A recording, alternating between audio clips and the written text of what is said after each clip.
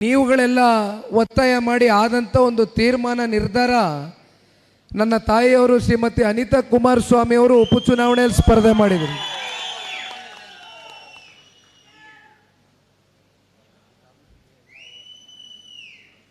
ಬಹುಶಃ ರಾಜ್ಯದಲ್ಲಿ ಅವತ್ತು ನಡೆದಂಥ ಉಪಚುನಾವಣೆಗಳ ಪೈಕಿ 3-3.5 ಸಾವಿರ ಅಂತರದಿಂದ ಅನಿತಾ ಕುಮಾರಸ್ವಾಮಿ ಅವರು ನಿಮ್ಮೆಲ್ಲರ ಆಶೀರ್ವಾದದಿಂದ ಮಧುಗಿರಿ ಕ್ಷೇತ್ರದಲ್ಲಿ ಆಯ್ಕೆಯಾದರು.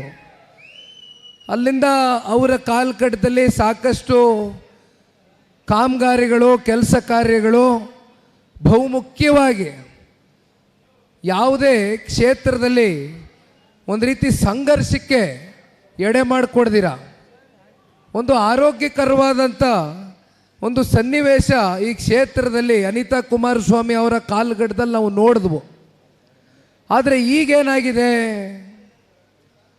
ಈಗ ಸಮಸ್ಯೆ ಎಲ್ಲಿಗೆ ಬಂದು ನಿಂತಿದೆ? ಇವತ್ತು ಈ ಕ್ಷೇತ್ರದಲ್ಲಿ ಪರಿಸ್ಥಿತಿ ಏನಾಗಿದೆ? ಕೃಷಿ ಇಲಾಖೆಯಲ್ಲಿ ಒಬ್ಬರು ಡಿ ಗ್ರೂಪ್ ನೌಕರರು ನರಸಿಂಹಮೂರ್ತಿ ಅಂತ ಈಗ ನನಗೆ ಹೆಸರು ಹೇಳ್ತಾ ಇದ್ರು, ಜನತಾದಳ ಪಕ್ಷದ ಅಭಿಮಾನಿ. ತಪ್ಪ? ಒಂದು ಪಕ್ಷದ ಮೇಲೆ ಅಭಿಮಾನ ಇಟ್ಕೊಳ್ಳೋದು ತಪ್ಪ? ನೀವು ಸರ್ಕಾರದಲ್ಲಿ ನೌಕರರಾಗಿ ನೀವೇನು ಬಂದು ನಮ್ಮ ಪಕ್ಷದ ಪರವಾಗಿ ನೀವು ಚುನಾವಣೆ ಪ್ರಕ್ರಿಯೆಯಲ್ಲಿ ಪಾಲ್ಗೊಳ್ತಾ ಇದ್ದೀರಾ ಅಂತಕ್ಕಂಥದ್ದಾದರೆ ಆಯ್ತಪ್ಪ, ನೀವು ಪ್ರಶ್ನೆ ಮಾಡಿ. ಬಡವ ನರಸಿಂಹಮೂರ್ತಿ ಏನಪ್ಪ ಡಿ ಗ್ರೂಪ್ ನೌಕರ ಆಗಿ ಆ ಬರ್ತಕ್ಕಂಥ ದುಡ್ಡಲ್ಲಿ ಅವರ ಕುಟುಂಬ ನಿರ್ವಹಣೆ ಮಾಡ್ತಾಯಿದ್ರು. ಈಗ ಅಂಥ ಒಬ್ಬ ಮುಗ್ಧನ ಮೇಲೆ, ಅಂಥವ್ರ ಮೇಲೆ, ಅಂಥ ವ್ಯಕ್ತಿ ಮೇಲೆ ಇವತ್ತು ಟಾರ್ಗೆಟ್ ಮಾಡಿ ಜನತಾದಳ ಪಕ್ಷದಲ್ಲಿ ಗುರುತಿಸ್ಕೊಬಿಟ್ಟವ್ರೆ, ಜನತಾದಳ ಪಕ್ಷದ ಅಭಿಮಾನಿ. ಇದನ್ನು ಮಾಡಿ ನೀವು ಪಾಪ ಆ ಅಮಾಯಕನ್ನ ಬಲಿಪಶು ಮಾಡಿ ಅವನ್ನ ಟಾರ್ಗೆಟ್ ಮಾಡಿ ಕಿತ್ತು ಬಿಸಾಕಿದ್ದೀರಲ್ಲ. ಇಲ್ಲಿರ್ತಕ್ಕಂಥ ಶಾಸಕರು ಭಾಳ ಹಿರಿಯಕರಿದ್ದಾರೆ, ಅವರ ಹಿರಿತನದ ಮೇಲೆ ನನಗೆ ಗೌರವ ಇದೆ, ಅದರಲ್ಲಿ ಎರಡು ಮಾತಿಲ್ಲ. ಅವರ ಹಿರಿತನಕ್ಕೆ ನಾನು ಗೌರವ ಕೊಡ್ತೇನೆ. ಆದರೆ ಈ ರೀತಿ ದಬ್ಬಾಳಿಕೆ, ದೌರ್ಜನ್ಯ, ಅಹಂಕಾರ ಎಷ್ಟು ದಿನ ಮಾಡ್ತೀರಿ? ಇದು ಪ್ರಜಾಪ್ರಭುತ್ವ. ಪ್ರಜಾಪ್ರಭುತ್ವದಲ್ಲಿ ಚುನಾವಣೆಗಳಲ್ಲಿ ಎಂಥ ಬಲಿಷ್ಠನ ಬೇಕಾದರೂ ಉಲ್ಟಾ ಸೀದಾ ಮಾಡ್ತಕ್ಕಂಥ ಶಕ್ತಿ, ಆ ಸಾಮರ್ಥ್ಯ ತಾಲೂಕಿನ ಪ್ರತಿಯೊಬ್ಬ ಪ್ರಬುದ್ಧ ಮತದಾರ ತಂದೆ ತಾಯಂದ್ರುಗಳು ಇಲ್ಲಿದೆ ಅಂತಕ್ಕಂಥದ್ದನ್ನು ಈ ಸಂದರ್ಭದಲ್ಲಿ ಹೇಳಬೇಕಾಗ್ತದೆ. ದಯವಿಟ್ಟು ಹಿಟ್ಲರ್ ಕಾಲದ ರಾಜಕಾರಣ ಮಾಡಬೇಡಿ. ಇಲ್ಲಿ ಯಾರು ಕೂಡ ನಿಮ್ಮ ದರ್ಪಕ್ಕೆ, ನಿಮ್ಮ ಧಮಕಿಗಳಿಗೆ, ನೀವು ಟಾರ್ಗೆಟ್ ರಾಜಕಾರಣಕ್ಕೆ ಇಲ್ಲಿ ಯಾರು ಕೈ ಕಟ್ಕೊಂಡು ಕೂತ್ಕೊಳ್ತಕ್ಕಂಥ ಪ್ರಶ್ನೆ ಇಲ್ಲ.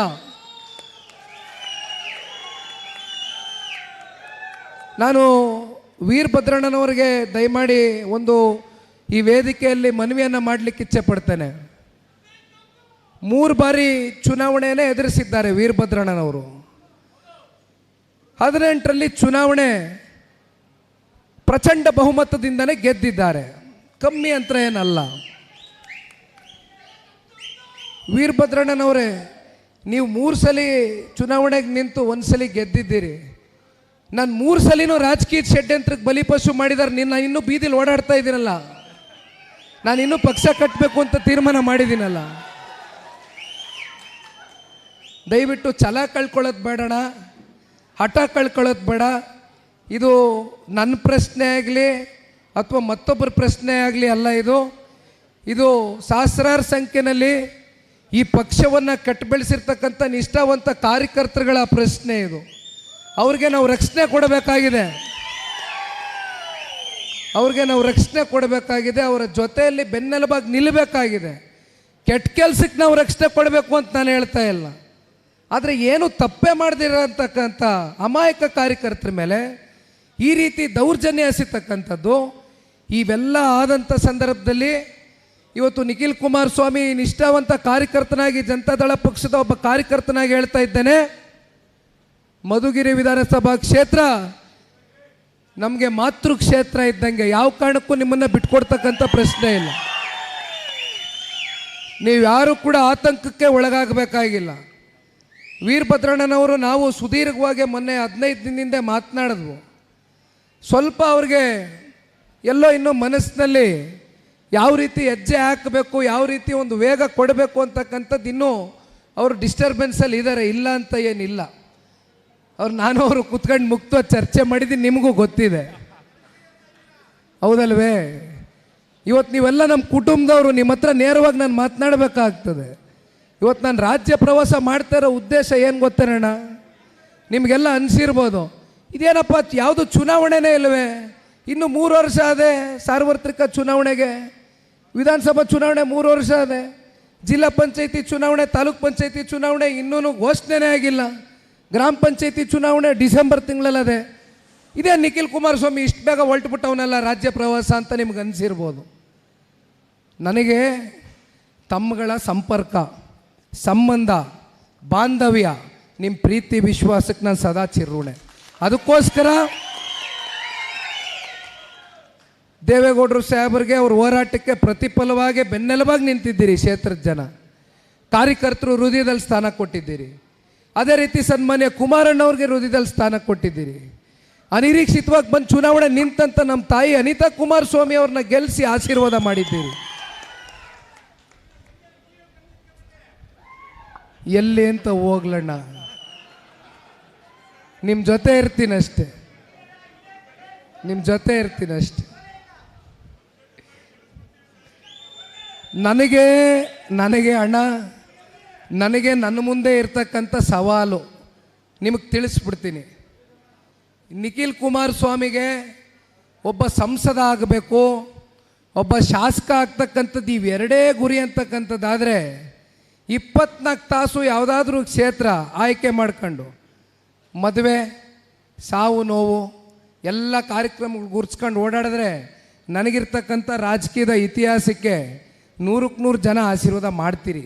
ಆದರೆ ನನ್ನ ಮೊದಲನೇ ಚುನಾವಣೆ ಸೋಲು ಯಾವ ರೀತಿ ಆಯಿತು ನೋಡಿದ್ದೀರಿ.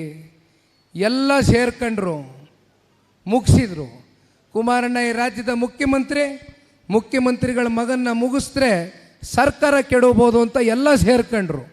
ಇಂಥವ್ರು ಬಿಟ್ಟರು ಅನ್ನೋದಿಲ್ಲ, ನಿಂತ್ಕೊಂಡ್ರು. ಇನ್ನು ರಾಮನಗರ ಅಲ್ಲಿ ಪಾಪ ನಮ್ಮ ಜಿಲ್ಲೆನಲ್ಲಿ ಒಂದಷ್ಟು ಜನ ಮಹಾನ್ ನಾಯಕರಿದ್ದಾರೆ, ಇಲ್ಲವರಲ್ಲ, ಅವ್ರಿಗೂ ಮೀರಿ ಒಂದು ಹೆಜ್ಜೆ ಮಹಾನ್ ನಾಯಕರುಗಳು ಬೆಳೆದ್ಬಿಟ್ಟವ್ರು ಪಾಪ ನಮ್ಮ ಜಿಲ್ಲೆಯಲ್ಲಿ. ಅವರು ಅದೇ ಕತೆ ಪಾಪ, ರಾತ್ರೋರಾತ್ರಿ ಪರಿಶಿಷ್ಟ ವರ್ಗದ, ಪರಿಶಿಷ್ಟ ಜನಾಂಗದ ಕೆಲವೊಂದಷ್ಟು ಸಮುದಾಯನ ಟಾರ್ಗೆಟ್ ಮಾಡ್ಕೊಂಡು ಅದೆಂಥದೋ ಕೂಪನ್ ಕಾರ್ಡು 5,000 ರೂಪಾಯಿ ಸಿಗ್ತದೆ ನಿಮಗೆ ರೇಷನ್ನು, ನನಗೆ ಓಟ್ ಹಾಕ್ಬಿಟ್ರೆ ಅಂತ ಯಾಮಾರಿಸಿದ್ರು. ಪಾಪ ತುಂಬ ಜನ ಮುಗ್ಧರು ಆ ಕೂಪನ್ ಕಾರ್ಡ್ ತಗೊಂಡ್ರು, ನಮಗೆ ರೇಷನ್ ಸಿಗ್ತದೆ ಒಂದು 5,000 ರೂಪಾಯಿ. ಪಾಪ ಅವ್ರ ಜೀವನ 5,000 ರೂಪಾಯಿ ಅವ್ರಿಗೆ ದೊಡ್ಡದು. ನಾನು ತಪ್ಪು ಅಂತ ಹೇಳಲಿಕ್ಕಿಲ್ಲ, ನಾನು ಜನಗಳ ಮೇಲೆ ದೂಷಣೆ ಮಾಡಲಿಕ್ಕಿಲ್ಲ. ಅವ್ರಿಗೆ ಅವತ್ತು ದೊಡ್ಡದಿತ್ತು, ಮಾಡಿದರು. ಅಂತಿಮವಾಗಿ ಪಾಪ ಮುಗ್ಧ ಜನತೆ ಮತ ಹಾಕಿಸ್ಕೊಂಡಂಥ ಮಹಾನುಭಾವ 5,000 ರೂಪಾಯಿ ಟೋಕನ್ನು ಇಲ್ಲ, ಕೂಪನ್ನು ಇಲ್ಲ, ರೇಷನ್ನು ಇಲ್ಲ, ಓಡೋದ ಸುಮ್ಮನೆ ಓಡಾಡ್ಕೊಂಡು ಅವನೀಗ. ಮತ್ತಿಲ್ಲಿ ಚನ್ನಪಟ್ಟಣದ ಉಪಚುನಾವಣೆ, ತಿಪ್ಪೇಸ್ವಾಮಣ್ಣವರು ಕುಂತವ್ರೆ ಹಿರಿಯಕರು. ನಾನು ನಿಂತ್ಕೋಬೇಕು ಅಂದಿದ್ರೆ ಈ ಸಲ ಮಂಡ್ಯದಲ್ಲಿ ಸಂಸತ್ ಚುನಾವಣೆಗೆ ಕಾರ್ಯಕರ್ತರ ಸಭೆ ನಡೀತು ಅಂಬೇಡ್ಕರ್ ಭವನದಲ್ಲಿ. ಮಂಡ್ಯದಲ್ಲಿ ಕಾರ್ಯಕರ್ತರು ಜಿಲ್ಲೆಯಿಂದ ಬಂದಿದ್ದರು. ಏನು ನನ್ನ ಕಾಲರ್ ಪಟ್ಟಿ ಒಂದು ಹಿಡ್ದಿಲ್ಲ ಅಷ್ಟೇ, ಕಾರ್ಯಕರ್ತರು ಆ ಲೆವೆಲ್ಗೆ ನನ್ನ ಮೇಲೆ ಚಾರ್ಜ್ ಮಾಡಿದರು. ನೀವು ನಿಂತ್ಕೋಬೇಕು, ನಿಮಗೆ ಮೋಸ ಆಗಿದೆ, ಜನ ನಿಮ್ಮ ಮೋಸಕ್ಕೆ ಉತ್ತರ ಕೊಡ್ತಾರೆ, ನಿಮ್ಮ ಮೂಲಕ ನಾವು ಉತ್ತರ ಕೊಡಬೇಕು ಅಂದರು. ನಾನು ಹೇಳಿದೆ ಬೇಡಣ್ಣ, ಒಂದ್ಸಲಿ MLAಗೆ ನಿಂತ್ಕೊಳ್ಳೋದು, ಒಂದ್ಸಲಿ MP ನಿಂತ್ಕೊಳ್ಳೋದು, ಒಂದ್ಸಲಿ ಕ್ಷೇತ್ರ ಬದಲಾವಣೆ ಮಾಡೋದು ಚೆನ್ನಾಗಿ ಕಾಣಲ್ಲ. ಈಗ ನನಗಿನ್ನೂ ವಯಸ್ಸಿದೆ, ಕಾಯ್ತೀನಿ, ನಾನು ಪಕ್ಷ ಕಟ್ಟಬೇಕು, ಈಗ ನನ್ನ ಮೇಲೆ ಒತ್ತಡ ಏರಬೇಡಿ ಅಂತ ಹೇಳಿದೆ. ತದನಂತರ ಬೇರೆ ದಾರಿ ಇಲ್ದಿರ ಕುಮಾರಣ್ಣವ್ರನ್ನ ಕರ್ಕೊಂಡೋಗಿ ನಿಲ್ಲಿಸ್ಕೊಂಡ್ರು. ಆದರೆ ಇವತ್ತು ಕುಮಾರಣ್ಣವರು ನಿಮಗೆ ಗೊತ್ತಿದೆ, ಈ ದೇಶದ ಗೌರವಾನ್ವಿತ ಪ್ರಧಾನಮಂತ್ರಿಗಳು ಶ್ರೀ ನರೇಂದ್ರ ಮೋದಿಜಿಯವರ ಸಂಪುಟದಲ್ಲಿ ಕೇಂದ್ರದ ಬೃಹತ್ ಕೈಗಾರಿಕೆ ಮತ್ತು ಉಕ್ಕಿನ ಸಚಿವರಾಗಿ ಕೆಲಸ ಮಾಡ್ತಕ್ಕಂಥದ್ದಕ್ಕೊಂದು ಅವಕಾಶ ಸಿಕ್ಕಿದೆ. ಈ ನಿಟ್ಟಿನಲ್ಲಿ ಇವತ್ತು ನನಗೆ ಈ 3 ವರ್ಷ ಸಮಯಾವಕಾಶ ಏನಿದೆ ಮುಂದಿನ ವಿಧಾನಸಭಾ ಸಾರ್ವತ್ರಿಕ ಚುನಾವಣೆಗೆ, ನಾನು ಮುಂದಿನ ಚುನಾವಣೆ ಬಗ್ಗೆ ಮಾತಾಡಲ್ಲ. ನನಗೆ ಆಸಕ್ತಿ ಇರ್ತಕ್ಕಂಥದ್ದು ಮೊದಲು ಗ್ರಾಮ ಪಂಚಾಯಿತಿ ಚುನಾವಣೆ, ತಾಲೂಕ್ ಪಂಚಾಯಿತಿ ಚುನಾವಣೆ, ಜಿಲ್ಲಾ ಪಂಚಾಯಿತಿ ಚುನಾವಣೆ, ಏಕೆಂದರೆ ರಾಜಕಾರಣದ ಬೇರು ಗ್ರಾಮ ಪಂಚಾಯಿತಿ. ರಾಜಕಾರಣ ಹುಡ್ತಕ್ಕಂಥದ್ದೇ ಗ್ರಾಮ ಪಂಚಾಯಿತಿ ಲೆವೆಲಲ್ಲಿ. ಗ್ರಾಮ ಪಂಚಾಯಿತಿ, ತಾಲೂಕು ಪಂಚಾಯಿತಿ, ಜಿಲ್ಲಾ ಪಂಚಾಯಿತಿ ಚುನಾವಣೆಗಳಲ್ಲಿ ನಾವು ಹಿಡಿತ ಸಾಧಿಸಿದ್ರೆ 100ಕ್ಕೆ 100 ಮುಂದಿನ ದಿನಗಳಲ್ಲಿ ರಾಜ್ಯದಲ್ಲಿ ಅತಿ ಹೆಚ್ಚು ಶಾಸಕರನ್ನ ಜನತಾದಳ ಪಕ್ಷ ಗೆಲ್ಲಿಸ್ತಕ್ಕಂಥ ಸಾಮರ್ಥ್ಯ ನಿಮ್ಮಂಥವರಲ್ಲಿದೆ. ಹಾಗಾಗಿ ನಾನು ಈ ರಾಜ್ಯ ಪ್ರವಾಸ ಕೈಗೆತ್ಕೊಂಡಿದ್ದೀನಣ್ಣ. ನಾನು ಒಂದು ಮಾತನ್ನು ಹೇಳ್ತೇನೆ. ಭಾಳ ಜನ ಇವತ್ತು ಯುವ ಸಮುದಾಯದ ನನ್ನ ಅಣ್ಣ ತಮ್ಮಂದರು ಈ ವೇದಿಕೆಯಲ್ಲಿದ್ದೀರಿ, ವೇದಿಕೆ ಮುಂಭಾಗದಲ್ಲಿದ್ದೀರಿ. ಯುವಕರು ರಾಜಕಾರಣಕ್ಕೆ ಬರಬೇಕು. ಒಂದು ಕ್ರಾಂತಿಕರವಾದಂಥ ಒಂದು ಬದಲಾವಣೆ ಈ ಸಮಾಜದಲ್ಲಿ ಏನಾದ್ರು ಕಾಣಬೇಕು ಅಂದರೆ ಹೊಸ ಯುಗ, ಹೊಸ ಆಲೋಚನೆಗಳು ಬರಬೇಕು ರಾಜಕಾರಣಕ್ಕೆ. ಹೆದರಬೇಡಿ, ಹಿಂಸರಿಬೇಡಿ. ನಿಮ್ಗೆ ಯಾವ ಹಿನ್ನೆಲೆ ಬೇಕಾಗಿಲ್ಲ.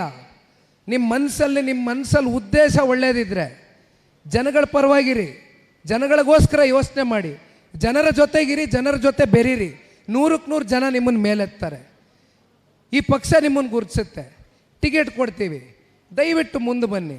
ಆದರೆ ಹಿರಿಯಕರ ಆಶೀರ್ವಾದ ತಗೊಳ್ಳಿ, ಹಿರಿಯಕರ ವಿಶ್ವಾಸದಲ್ಲಿ ಇಟ್ಕೊಳ್ಳಿ, ಅವ್ರನ್ನ ಮಾರ್ಗದರ್ಶಕರಾಗಿ ಕಾಣಿ ಯಾವಾಗಲೂ. ಅದನ್ನು ಒಂದನ್ನು ಮರಿಬೇಡಿ ಅಷ್ಟೇ. ಆದರೆ ಯುವಕರು ಬರಬೇಕು ಹೆಚ್ಚಿನ ಸಂಖ್ಯೆಯಲ್ಲಿ. ನಾನು ಹೇಳ್ತೀನಿ, ಇಲ್ಲಿ ತುಂಬ ಜನ ಮಹಿಳೆಯರು ಇದ್ದೀರಮ್ಮ. ಜನತಾದಳ ಪಕ್ಷದ ಮುಖಂಡರುಗಳು ತಾವೆಲ್ಲ ಹಿರಿಯಕರು, ಎಲ್ಲ ನಮ್ಮ ತಾಯಿ ವಯಸ್ಸಿನವ್ರು ಕೂತಿದ್ದೀರಿ. ತಾವೆಲ್ಲ ಒಂದು ಮಹಿಳೆಯರ ಒಂದು ಟೀಮನ್ನು ಕಟ್ಕೊಳ್ಬೇಕಾಗ್ತದೆ. ಏಕೆಂದರೆ ಇವತ್ತು ನಮ್ಮ ಕರ್ನಾಟಕ ರಾಜ್ಯದಲ್ಲಿ ಜನಸಂಖ್ಯೆ ಗಂಡ ಐಕ್ಳಿಗಿಂತ ಹೆಣ್ಮಕ್ಳು 1% ಜಾಸ್ತಿ ಅವರೇ. ಹೆಣ್ಮಕ್ಳದೇ ಎಲ್ಲ ತೀರ್ಮಾನ. ಹೆಣ್ಮಕ್ಳು ಸಬಲರಾಗಬೇಕಲ್ವಾ? ಹೆಣ್ಮಕ್ಳು ಸಬಲೀಕರಣ ಅಂದರೆ ಏನು? 2,000 ರೂಪಾಯಿ ಅಷ್ಟೇ ಅಲ್ಲ, 2,000 ರೂಪಾಯಿ ಅಷ್ಟೇ ಅಲ್ಲ ಹೆಣ್ಮಕ್ಳು ಸಬಲೀಕರಣ ಅಂದರೆ. 2,000 ರೂಪಾಯಿ ನಾನು ವಿರೋಧಿಸ್ತಾ ಇಲ್ಲ. ಆದರೆ ನಿಮ್ಮನ್ನು ಸ್ವಂತವಾಗಿ ನಿಮ್ಮ ಕಾಲ ಮೇಲೆ ನಿಂತು ಸ್ವಾಭಿಮಾನದ ಬದುಕು ಕಾಣಬೇಕಲ್ವ ಮನುಷ್ಯ, ಅದು ಬೇಕಲ್ವಾ? ಅದಕ್ಕೆ ಸನ್ಮಾನ್ಯ ಕುಮಾರಣ್ಣವರು ಪಂಚರತ್ನ ಕಾರ್ಯಕ್ರಮಗಳಂತಕ್ಕಂಥ ಕಾರ್ಯಕ್ರಮಗಳನ್ನ ಹಿಡಿದು ಕಳೆದ ಚುನಾವಣೆಯಲ್ಲಿ ಒಂದು ಯಾತ್ರೆಯನ್ನು ಮಾಡಿದರು. ಆ ಕಾರ್ಯಕ್ರಮಗಳ ಬಗ್ಗೆ ಇವತ್ತು ಜನ ಇಲ್ಲಪ್ಪ ಇಂಥ ಕಾರ್ಯಕ್ರಮಗಳು ಕಾರ್ಯರೂಪಕ್ಕೆ ಬರಬೇಕಾಗಿತ್ತು ನಮ್ಮ ರಾಜ್ಯದಲ್ಲಿ ಅಂತಕ್ಕಂಥದ್ದನ್ನು ಈಗಲೂ ಚರ್ಚೆ ಮಾಡ್ತಾರೆ. ಆದರೆ ನಡೆದೋಗಿದೆ, ಅವಕಾಶಗಳು ಬರ್ತವೆ. ಒಂದೋಣ ಈಗಾಗಲೇ ಸಮಯಾವಕಾಶ ಜಾಸ್ತಿ ಆಗಿದೆ. ನಾನು ಹೆಚ್ಚು ಸಮಯ ತೆಗೆದುಕೊಳ್ಳೋಕ್ಕೆ ಹೋಗೋದಿಲ್ಲ. ನನಗೆ ಗೊತ್ತಿದೆ, ಹಳ್ಳಿಗಳಲ್ಲಿ 4 ಗಂಟೆ ಆದಮೇಲೆ ಜಪಯ್ಯ ಅಂದರೂ ಯಾರೂ ಇರೋದಿಲ್ಲ, ಎಲ್ಲ ಹಾಲು ಕರಿಯೋಕ್ಕೆ ಹೋಗಬೇಕು, ಹಾಲು ಹಾಕೋಕ್ಕೆ ಹೋಗಬೇಕು. ನಾನು ಚನ್ನಪಟ್ಟಣದಲ್ಲೂ ನೋಡಿದ್ದೀನಿ, ಸಾವಿರಾರು ಲೀಟ್ರ್ ಹಾಲು ಉತ್ಪಾದನೆ ಮಾಡ್ತಾರೆ ಪ್ರತಿದಿನ. ಹಂಗಾಗಿ ನನಗೆ ಗೊತ್ತಿದೆ ಹಳ್ಳಿಗಳಲ್ಲಿ ನಮ್ಮ ರೈತರ ಪರಿಸ್ಥಿತಿ. ನಾನು ಹೆಚ್ಚಿಗೆ ಸಮಯ ತೆಗೆದುಕೊಳ್ಳೋಕ್ಕೆ ಹೋಗೋದಿಲ್ಲ. ಆದರೆ ಈ ಪಕ್ಷ ಇವತ್ತೇನು ಉಳಿದಿದೆ, ಇವತ್ತು ವೇದಿಕೆ ಮುಂಭಾಗದಲ್ಲಿರ್ಬೋದು, ವೇದಿಕೆಯಲ್ಲಿರ್ಬೋದು, ಬಹುಸಂಖ್ಯೆಯಲ್ಲಿ ನಾನು ನೋಡ್ತಾ ಇರ್ತಕ್ಕಂಥದ್ದು ದೇವೇಗೌಡರು ಸಾಹೇಬರು, ಕುಮಾರಣ್ಣನ ವಯಸ್ಸಿನ ಕಾಲ್ಗಡ್ದ ಹಿರಿಯಕರು. ತಾವೆಲ್ಲರೂ ಪಕ್ಷದ ಮೇಲೆ ವಿಶ್ವಾಸ ಇಟ್ಟಿದ್ದೀರಿ, ನಂಬಿಕೆ ಇಟ್ಟಿದ್ದೀರಿ, ಚುನಾವಣೆಗಳಲ್ಲಿ ಆಶೀರ್ವಾದ ಮಾಡಿದ್ದೀರಿ. ಏಳು ಬೀಳನ್ನು ಕಂಡರೂ ಕೂಡ ಪಕ್ಷ ಬಿಟ್ಟು ಹೋಗಿಲ್ಲ ನೀವು. ಇನ್ನು ಎಷ್ಟೇ ನಿಮಗೆ ಟಾರ್ಗೆಟ್ ರಾಜಕಾರಣ ಮಾಡಿದ್ರು ನಾನು ಜನತಾದಳ ಪಕ್ಷ ಬಿಟ್ಟು ಹೋಗೋದಿಲ್ಲ. ನಾನು ರಕ್ತದಲ್ಲಿ ಅರಿತಕ್ಕಂಥದ್ದೇ ಜನತಾದಳ ಪಕ್ಷ ಅಂತ ತೀರ್ಮಾನ ಮಾಡಿ ನಮ್ಮ ಜೊತೆಯಲ್ಲಿ ನಿಂತ್ಕೊಂಡಿದ್ದೀರಿ. ಈಗ ತಾವುಗಳು ದಯಮಾಡಿ ಅಣ್ಣ, ನಾನು ಒಂದು ನಿಮ್ಮೆಲ್ರಿಗೂ ಕೈ ಜೋಡಿಸಿ ಮನವಿ ಮಾಡ್ತೇನೆ. ವೀರಭದ್ರಣ್ಣನಿಗೂ ಹೇಳಿದ್ದೇನೆ ಈಗಾಗಲೇ ಗಾಡಿನಲ್ಲಿ ಬರ್ತಾ. ಬಹುಶಃ ಎಷ್ಟು ಪಂಚಾಯತಿ ಬರ್ತದಣ್ಣ? 36 ಪಂಚಾಯತಿನ? 32? 33 ಪಂಚಾಯತಿ. ಎಷ್ಟು ಬೂತ್ಗಳು ಬರ್ತದಣ್ಣ? 243 ಅಣ್ಣ? 242. ಏನೂ ಇಲ್ಲಣ್ಣ. ದೇವೇಗೌಡರು ಸಾಹೇಬರು ಆಡಳಿತ ಅವಧಿನಲ್ಲಿದ್ದಾಗ ಅವರು ಕೊಟ್ಟಂಥ ಜನಪರವಾದಂಥ ಕಾರ್ಯಕ್ರಮಗಳು, ಸನ್ಮಾನ್ಯ ಕುಮಾರಣ್ಣವರು ಮುಖ್ಯಮಂತ್ರಿಗಳಾಗಿದ್ದಂಥ ಸಂದರ್ಭದಲ್ಲಿ ಅವರು ಕೊಟ್ಟಂಥ ಜನಪರವಾದಂಥ ಕಾರ್ಯಕ್ರಮಗಳು, ಜೊತೆಯಲ್ಲಿ ಪ್ರಾದೇಶಿಕ ಪಕ್ಷದ ಅವಶ್ಯಕತೆ ಕರ್ನಾಟಕ ರಾಜ್ಯಕ್ಕೆ ಯಾಕಿದೆ ಅಂತಕ್ಕಂಥದ್ದು ಒಂದು ಪಾಂಪ್ಲೆಟ್ ಮಾಡಿಸ್ತೀನಿ. ಪ್ರತಿ ಪಂಚಾಯಿತಿ ಲೆವೆಲ್ಗೆ ಒಂದೊಂದು ಪಂಚಾಯಿತಿಲಿ ಇರ್ತಕ್ಕಂಥ ಪ್ರಮುಖರು, ಒಂದಷ್ಟು ಜನ ಹಿರಿಯಕರು, ಒಂದಷ್ಟು ಜನ ಯುವಕರು, ಒಂದಷ್ಟು ಜನ ತಾಯಂದರು, ಯಾರಾದರೂ ಒಂದಿಬ್ಬರು ವಾಕ್ಚಾತುರ್ಯ ಯಾರಾದರೂ ಒಳ್ಳೆ ವಾಗ್ಮಿಗಳಿದ್ರೆ ಅಂಥವ್ರನ್ನ ಕರ್ಕೊಂಡು ಹೋಗಿ ಜೊತೆಯಲ್ಲಿ ಕೂತ್ಕೊಳ್ಳಿ ಜನಗಳ ಹತ್ರ. ದೊಡ್ಡವ್ರು ಏನು ಮಾಡಿದ್ದಾರೆ, ಸನ್ಮಾನ್ಯ ಕುಮಾರಣ್ಣವ್ರು ಏನು ಮಾಡಿದ್ದಾರೆ ಈ ರಾಜ್ಯಕ್ಕೆ ಅಂತಕ್ಕಂಥದ್ದನ್ನ ಮನವರಿಕೆ ಮಾಡ್ಕೊಳ್ಳಿ. ನಾವೇ ನೋಡ್ತೀವಿ ಜನಗಳು ಚುನಾವಣೆ ಟೈಮಲ್ಲಿ ಹೋದರೆ ನಿಮಗೆ ಚೀಮಾರಿ ಆಗ್ತಾರೆ. ಈಗ ಯಾವ ಚುನಾವಣೆ ಇಲ್ಲ, ನಾವು ಜನರ ಜೊತೆ ಇರೋಣ. ಇವತ್ತು ಯಾತಕ್ಕೋಸ್ಕರ ಜನರೊಂದಿಗೆ ಜನತಾದಳ ಅಂತಕ್ಕಂಥ ಹೆಸರಿಟ್ಟಿರೋದು ಈ ರಾಜ್ಯ ಪ್ರವಾಸಕ್ಕೆ? ಯಾಕೆಂದರೆ ಈ ಪಕ್ಷ ಹುಟ್ಟು ಬೆಳೆದಿರ್ತಕ್ಕಂಥದ್ದೇ ಜನಗಳ ಪರವಾಗಿ ಸದಾಕಾಲ ಧ್ವನಿಗೂಡಿಸಿ, ಅದು ಸನ್ಮಾನ್ಯ ದೇವೇಗೌಡರ ಕಾಲ್ಗಡದಿಂದ ಕುಮಾರಣ್ಣವರ ಕಾಲ್ಗಡದವರೆಗೂ, ಮುಂದೆ ಎಲ್ಲ ಹಿರಿಯಕರ ಕಾಲ್ಗಡದಲ್ಲೂ ಕೂಡ ಇದೇ ರೀತಿ ನಾವು ಮುಂದುವರಿಬೇಕು ಅಂತಕ್ಕಂಥದ್ದು ತೀರ್ಮಾನ ಮಾಡಿದ್ದೇವೆ. ಹಾಗಾಗಿ ಈಗ ಯಾವ ಚುನಾವಣೆ ಇಲ್ಲ, ಒಂದು 30 ದಿನ ಸಮಯಾವಕಾಶ ಮೀಸಲಿಡಿ ಪಕ್ಷಕ್ಕೋಸ್ಕರ. ಯಾಕೆ ನೀವು ನಾಳೆ ಶಾಸಕರು ನೋಡೋದಿಲ್ಲ ಮುಂದಿನ ಸಾರ್ವತ್ರಿಕ ಚುನಾವಣೆಯಲ್ಲಿ ಅಂತ ಪ್ರಶ್ನೆ ಮಾಡ್ಕೊಳ್ಳಿ.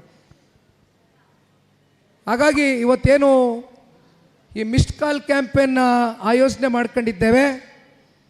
ನಂಬರು ಈಗಾಗಲೇ ಅಧಿಕೃತವಾಗಿ ಇಡೀ ರಾಜ್ಯ ವ್ಯಾಪ್ತಿ ಪತ್ರಿಕೆಗಳಲ್ಲಿ, ಹಲವಾರು ಮಾಧ್ಯಮಗಳಲ್ಲಿ ಎಲ್ಲ ಕಡೆ ಪ್ರಸಾರ ಆಗಿದೆ.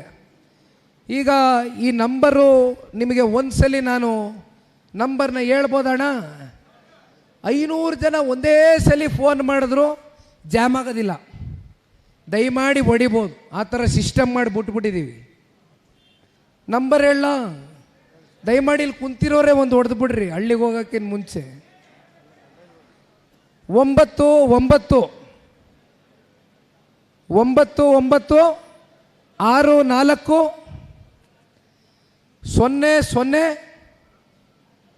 20 28 2028 ನಂಬರು.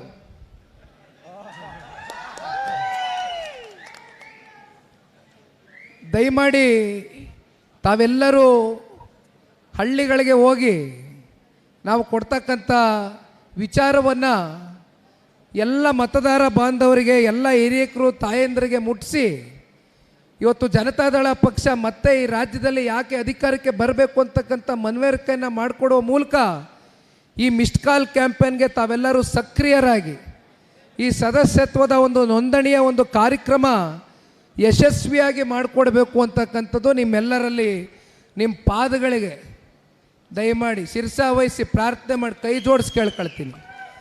ದಯಮಾಡಿ ಇದನ್ನು ನಿರ್ಲಕ್ಷ್ಯ ಮಾಡಲಿಕ್ಕೆ ಹೋಗಬೇಡಿ.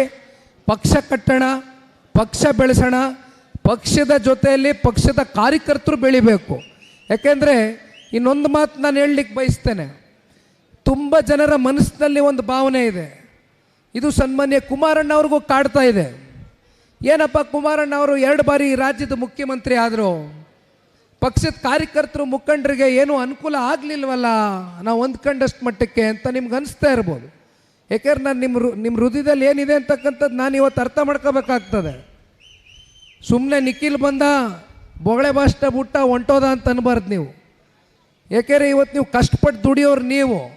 ನಿಮ್ಮಿಂದ ಪಕ್ಷ, ನಮ್ಮಿಂದ ಅಲ್ಲಿ ಪಕ್ಷ, ನಿಮ್ಮಿಂದ ಪಕ್ಷ, ನೀವಿದ್ದರೆ ನಾವು.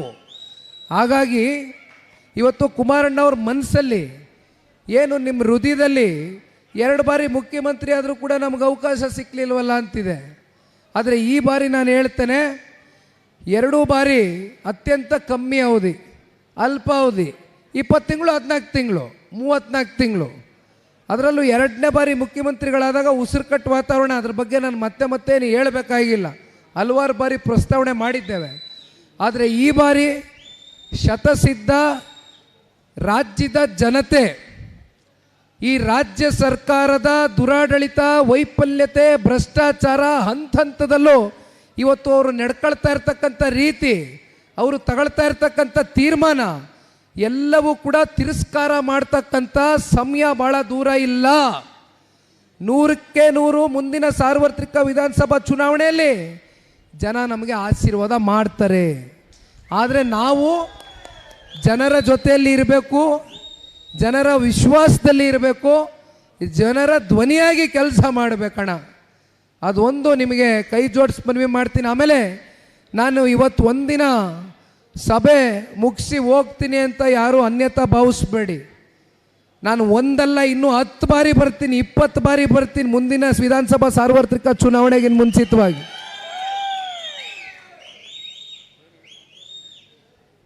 ಹಾಗಾಗಿ ನಾವೆಲ್ಲರೂ ಇವತ್ತು ಕಾರ್ಯೋನ್ಮುಖರಾಗಿ, ಪಕ್ಷ ಇವತ್ತೇನು ನಮ್ಮ ಹೆಗಲ ಮೇಲೆ ಒಂದು ಜವಾಬ್ದಾರಿ ಕೊಟ್ಟಿದ್ದಾರೆ, ಆ ಜವಾಬ್ದಾರಿಯನ್ನು ನಿರ್ವಹಿಸ್ತಕ್ಕಂಥ ಪ್ರಾಮಾಣಿಕ ಕೆಲಸ ಮಾಡುವ ಮೂಲಕ ಏನಪ್ಪ ಕುಮಾರಣ್ಣ ಕೇಂದ್ರಕ್ಕೆ ಹೋಗ್ಬಿಟ್ಟವ್ರೆ, ಕೇಂದ್ರದಲ್ಲೇ ಉಳ್ಕತ್ತಾರೆ ಅಂತಕ್ಕಂಥ ತಲೆಯನ್ನು ತೆಗೆದು ಬಿಡಿ.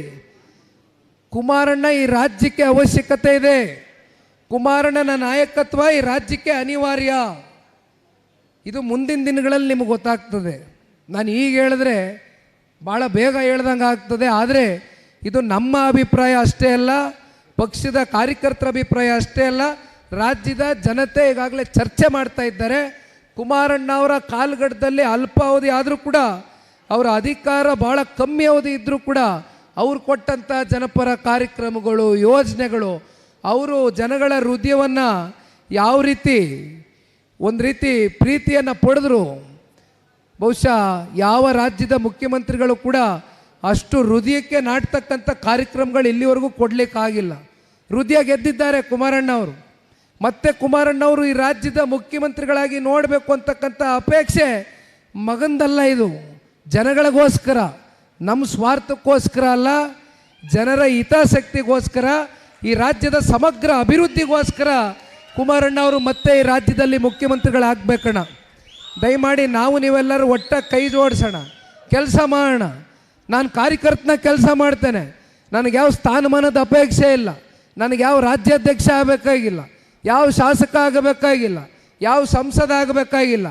ನನಗೆ ಸನ್ಮಾನ್ಯ ಕುಮಾರಣ್ಣ ಅವರು ಈ ರಾಜ್ಯದ ಮುಖ್ಯಮಂತ್ರಿಗಳಾಗಬೇಕು. ಅದರಿಂದ 7.5 ಕೋಟಿ ಕನ್ನಡಿಗರಿಗೆ ಒಂದು ಗೌರವ ಬರ್ತಕ್ಕಂಥ ನಿಟ್ಟಿನಲ್ಲಿ ಅವರ ಜೀವನವನ್ನು ಕಲ್ಪಿಸ್ತಕ್ಕಂಥ ಒಂದು ಪ್ರಾಮಾಣಿಕ ಕೆಲಸ ಸನ್ಮಾನ್ಯ ಕುಮಾರಣ್ಣ ಅವರು ಮಾಡ್ತಾರೆ ಅಂತಕ್ಕಂಥ ಒಂದು ಭರವಸೆಯಿಂದ ನಾವು ನೀವೆಲ್ಲರೂ ಇನ್ನು 3 ವರ್ಷಗಳ ಕಾಲ ಯಾವ ಕಾರಣಕ್ಕೂ ಮೂಲೆಯಲ್ಲಿ ಕೂರಬಾರ್ದಣ್ಣ. 3 ವರ್ಷ ಅಂದರೆ ಎಷ್ಟು ದಿನ ಬರ್ತದೆ? 1000 ದಿನ ಬರ್ತದೆ ಅಷ್ಟೇ. ಒಂದು ವರ್ಷಕ್ಕೆ 365 ದಿನ. ಪಾಪ ನೋಡ್ತಾ ಇದ್ದೆ ಮೊನ್ನೆ, ಈ ಒಂದು ವರ್ಷಕ್ಕೆ ಎಷ್ಟು ದಿನ ಬರ್ತದೆ ಅಂತ. ಒಬ್ಬರು ಮಹಿಳಾ ಮಂತ್ರಿ ಇದ್ದಾರೆ ಕಾಂಗ್ರೆಸ್ನಲ್ಲಿ, ಜ್ಞಾಪಿಸ್ಕತ್ತ ನಗು ಬಂತು ನನಗೆ ತಲೆಯಲ್ಲಿ. 360, 355, 320 ಅಂತಾರೆ ಮಹಿಳಾ ಮಂತ್ರಿ. ವರ್ಷಕ್ಕೆ ಎಷ್ಟು ದಿನ ಇದೆ ಅಂತ ಗೊತ್ತಿಲ್ಲ. ಪಾಪ ಅವರು ಮಂತ್ರಿ ಈ ರಾಜ್ಯ ಸರ್ಕಾರದಲ್ಲಿ. ಇರಲಿ, ಇಂಥವರೆಲ್ಲ ಮಂತ್ರಿಗಳಾಗಿದ್ದಾರೆ, ಏನಾಗ್ತದೆ, ರಾಜ್ಯ ಎಲ್ಲಿಗೆ ಹೋಗ್ತದೆ ಇವರೆಲ್ಲ ಮಂತ್ರಿ ಆದರೆ. ಹಾಗಾಗಿ ಅಣ್ಣ, ನಿಮ್ಮೆಲ್ಲರ ಪ್ರೀತಿ, ವಿಶ್ವಾಸ, ಆಶೀರ್ವಾದ ಮಧುಗಿರಿ ವಿಧಾನಸಭಾ ಕ್ಷೇತ್ರದ ಎಲ್ಲ ನನ್ನ ಪ್ರೀತಿಯ ಆತ್ಮೀಯ JDSನ ಪ್ರಮುಖ ಮುಖಂಡರುಗಳೇ, ಕಾರ್ಯಕರ್ತ ಬಂಧುಗಳೇ, ಮಾಧ್ಯಮದ ಮಿತ್ರರೇ, ಇಲ್ಲಿ ಸೇರಿರ್ತಕ್ಕಂಥ ಎಲ್ಲ ರೈತಾಪಿ ವರ್ಗದ ಹಿರಿಯಕರೇ ಹಾಗೂ ನಮ್ಮ ಎಲ್ಲ ತಾಯಂದ್ರುಗಳೇ, ನಿಮ್ಮೆಲ್ರಿಗೂ ವಂದಿಸ್ತಾ ನನ್ನ 2 ಮಾತನ್ನು ಮುಗಿಸ್ತೇನೆ. ಜೈ ಹಿಂದ್, ಜೈ ಕರ್ನಾಟಕ, ಜೈ JDS. ಹೆಚ್ಚಿನ ವಿಡಿಯೋಗಳಿಗೆ ಪ್ರತಿಧ್ವನಿ ಯೂಟ್ಯೂಬ್ ಚಾನೆಲ್ ಸಬ್ಸ್ಕ್ರೈಬ್ ಮಾಡಿ, ಬೆಲ್ ಐಕಾನ್ ಕ್ಲಿಕ್ ಮಾಡಿ.